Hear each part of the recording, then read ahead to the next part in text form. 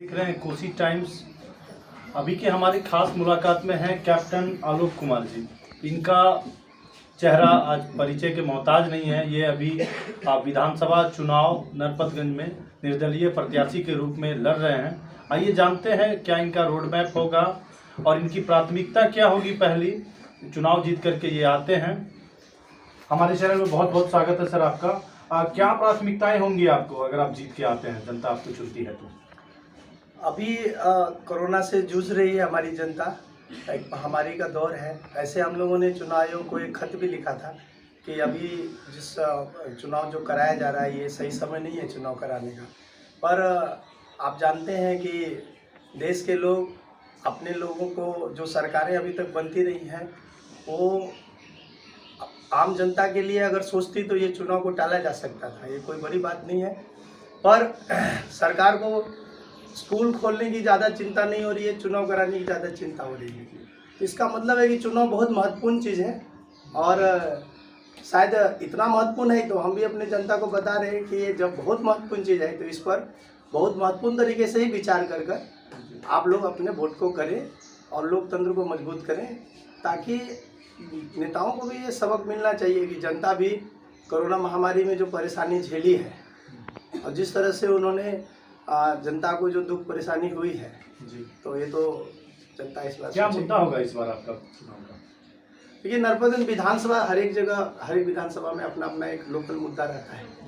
और जहाँ तक बिहार की समस्या का सवाल है, बिहार 15 साल लालू जी के शासनकाल में था, नीतीश जी के शासनकाल में था, और जिस तरह से एक नया, मुझे तो एक अलग ही चीज़ दिखाई दे रही है। आने वाले दिनों में भाजपा जो है वो बिहार पर कब्जा की तैयारी कर रही है, अपनी सरकार बनाना चाहती है और इन किन प्रकार बनाना चाहती है। आप देख रहे होंगे जहाँ जहाँ जदयू के उम्मीदवार है वहाँ पर लोजपा को आगे करके भाजपा ने जो है मतलब कैंडिडेट देने का काम किया है। तो ऐसे में आने वाले दिनों में बिहार में जो सरकार बनेगी उसमें बहुत ही अप्रत्याशित तरीके से कुछ होने की संभावना है, जिसमें हमारा जो आकलन है वो ये कह रहा है कि राजद, लोजपा और भाजपा गुप्त तरीके से गठबंधन करके एक सरकार बनाएगी। हमारा सवाल ये था कि मुद्दा क्या होगा आपका? तो इस मुद्दे के ऊपर ही तो सारा चीज़ है। चुनाव यहाँ पर विधानसभा लड़ रहे हैं भाजपा और राजद अलग अलग, पर जनता को ठगने का काम ये लोग करने वाले हैं। क्षेत्र में क्या समस्या है? क्षेत्र की समस्याएं, यहाँ सड़कें सारी टूटी हुई है, विद्यालय है, उसमें मास्टर जो है सब बेईमान किस्म के बने हुए हैं। डॉक्टर है, एक डॉक्टर है यहाँ पे जो हमारे प्रभारी डॉक्टर है, वो ऐसे डॉक्टर हैं कि उनको टिकट लेना है, एमएलए बनना है। तो आप समझ लीजिए कि क्या स्थिति बनते जा रही है। और ऐसे में आप कहीं भी चले जाइए, हर एक जगह भ्रष्टाचार ही भ्रष्टाचार। आप कोई भी काम, यहाँ तक कि आपको जानकर अचरज होगा कि हम लोग जो चुनाव लड़ रहे हैं, इस चुनाव में परमिशन लेने के लिए भी मुझे क्या कहा गया कि सर थोड़ा सा मिठाई खाने के लिए पैसा दीजिए। मतलब चुनाव लड़ने वाले प्रत्याशी को गाड़ी का परमिशन लेने के लिए उसके अभिकर्ता का सर थोड़ा सा मिठाई खाने का पैसा दीजिए। हम बोले, फिर हमने उसको भेजा वापस कि जाओ उसको कह देना ये कैप्टन साहब है, ये न खाते हैं न खिलाते हैं।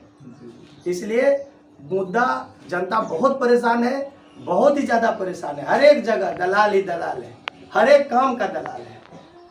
यहाँ तक कि अब तो डिलीवरी का भी दलाल है कि बच्चा पैदा करने में भी आपको दलाली देना पड़ेगा। और मतलब अगर लोगों का जो है प्रसव के दौरान मौत हो रही है और हर एक आदमी का ऑपरेशन करके बच्चा पैदा किया जा रहा है, तो बहुत ही परेशानी है। स्वास्थ्य की स्थिति बहुत ही खराब है, शिक्षा की स्थिति बहुत ही खराब है, सड़क खराब है, बिजली का मीटर लोगों का जो है मतलब फास्ट चलता है। 20-20 हज़ार का बिल है मेरे पास, अभी भी आपको व्हाट्सएप पर दिखा सकते हैं। 20-20 हज़ार का बिल का कॉपी उस दिन हमको दिखा रहे हैं। तो ये सब परेशानी के में जनता इस बार चुनाव में मौका दे रहे। तो इसी सब प्राथमिकता के आधार पर हम तो पहले से चुनाव लड़ते रहे हैं। थोड़ा सामाजिक ताना बाना भी है, जिसमें जो है आप देख रहे हैं कुछ दबंग किस्म के लोग हैं जो कमज़ोर जातियों को जो है रास्ता घेरने का काम करते हैं।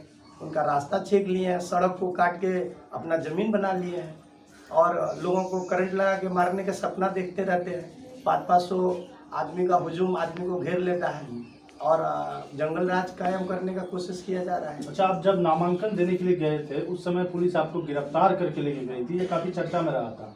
इसके बारे में आप क्या कहेंगे, किस कारण से गिरफ्तारी हुई थी? देखिए, उस समय हुआ क्या था कि हम लोगों को एक बैंक अकाउंट खुलवाना पड़ता है चुनाव के लिए, और वो फ्रेश होना चाहिए 3-4 दिन पहले।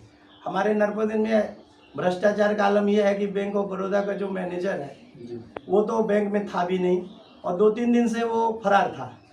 और एक और कैंडिडेट बने हुए हैं शशिभूषण यादव, तो वो जो है लड़के को भी मैंने भेजा था कि अच्छा, उसको पहली बार चुनाव रहा था, तो वो हमसे गाइड हो रहा था कि भैया कैसे कैसे होता है। तो मुझे एक फ्रेश अकाउंट खोलना पड़ता है, तो खुलवा लो, क्योंकि इस तरह का कोई गाइडलाइन वो वहाँ पे दिया नहीं जाता है, उसमें है भी नहीं, लेकिन ये एक हिडन गाइडलाइन है।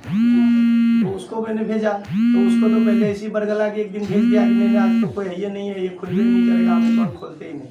और इस तरह से, और वो उस समय यहाँ 2 बैंक, एक सेंट्रल बैंक है और बैंक ऑफ बड़ौदा है, और सेंट्रल बैंक के लोग ट्रेनिंग में गए हुए हैं, तो वो बैंक चालू ही नहीं है। भ्रष्टाचार का ये आलम है कि 4 बजे के बाद बैंक में सब दलाल बैठ के सारा काम करते हैं।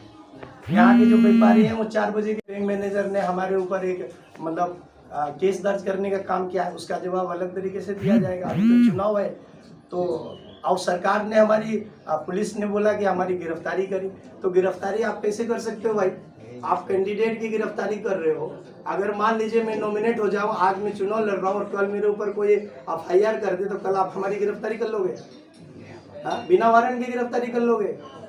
आपको पता होना चाहिए कि जो कानूनी दावपेच है वो सिर्फ आपको नहीं है, वहाँ कोर्ट को भी आपको बताना पड़ेगा। और मैं इसके खिलाफ, पुलिस के खिलाफ मानवाधिकार में भी जाऊंगा। अभी चुनाव है 10 तारीख के बाद। क्या लगता है अगर आपको नरपतगंज की जनता चुनकर विधायक बनाती है तो नरपतगंज की तस्वीर कैसी रहेगी?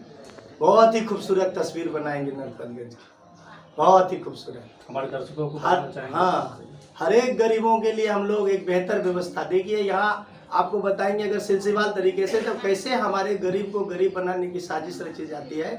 आपको अगर मैं एक छोटा सा उदाहरण देना चाहता हूँ, जैसे आप जानते होंगे इतना बड़ा कोसी बराज है, इसमें दिनों दिन इसमें जो पानी का लेवल है ऊंचा होता जाता है, मट्टी मवाद जो आता है वो सबको निकाला नहीं जाता, और उसमें जो है पूरा मट्टी भर जाता है, और इस पे ड्रेजिंग के नाम पर हजारों करोड़ रुपया हर एक साल गबन किया जाता है। उसी तरह से नहरों की भी स्थिति है, उसी तरह से हमारे धारों की भी स्थिति है, और वो जो पानी है वो सुरसर नदी से बहता हुआ छोटी धाराओं के साथ हमारे खेत खलियान में फैल जाता है। हजारों हेक्टेयर फसल हर एक साल बर्बाद होती है। जमींदार भिखमंगा होता है, उसके साथ मजदूर भी भिखमंगा होता है, और ये फिर जो है शोषण का दौर शुरू होता है, फिर दौर शुरू होता है सूदखोरी का, और इस तरह से हमारे लोगों को गुलाम बनाने की जो साजिश होती है, वो साजिश का ब्रेक वहीं उसको जो ख़त्म किया जाएगा। क्योंकि जब नदियों को गहरा कर दिया जाएगा तो ना बाढ़ आएगी, और उसी का जो मट्टी निकाला जाएगा उसी से बांध बन जाएगा, और इस तरह से हमारे जो जड़ है, जहाँ से मूल रूप से मुझे पैसा आता है, ये कृषि से सबसे ज़्यादा पैसा हमारे क्षेत्र में आता है, और जब हमारी फसल ही खराब हो जाएगी तो हमारे लोग हमेशा लाचार बेबस कमजोर रहेंगे। रोजगार और पलायन बहुत बड़ा मुद्दा रहा है हमेशा बिहार में, सीमांचल में खास। बिल्कुल हमेशा रहेगा, क्योंकि आप जब बच्चों को पढ़ाएंगे ही नहीं तो फिर आप उससे कैसे नौकरियों की उम्मीद करेंगे? जब बच्चे पढ़ेंगे ही नहीं, आज स्कूलों की स्थिति इतनी खराब है, ऐसे क्रिमिनल लोग स्कूल के मास्टर हैं, क्रिमिनल 302 का मुकदमा है, 307 का मुकदमा है, ऐसे लोग मास्टर हैं, शराब बेचने वाले लोग मास्टर हैं। और आप समझिए, तो ऐसे लोग जब मास्टर हैं तो वो निश्चित रूप से बच्चों को पढ़ाने का काम तो करेंगे नहीं। तो ऐसे स्थिति में जब बच्चे पढ़ेंगे नहीं तो निश्चित रूप से वो जब थोड़े बड़े हो जाएंगे तो माँ बाप बोलेंगे जब तुम पढ़े नहीं हो तो कोई काम कर लो, और काम भी यहाँ मौजूद नहीं है तो वो पलायन करते हैं। तो आप बच्चों को एजुकेट करेंगे, स्किल डेवलपमेंट करेंगे। अभी छोटे छोटे एक उदाहरण के तौर पे मैं आपको समझाऊं, हमारे यहाँ महिलाओं को जो है सुई देने का काम पुरुष करते हैं। क्यों करते हैं भाई? क्योंकि महिलाओं को ट्रेनिंग ही नहीं दिया गया है सुई देने का।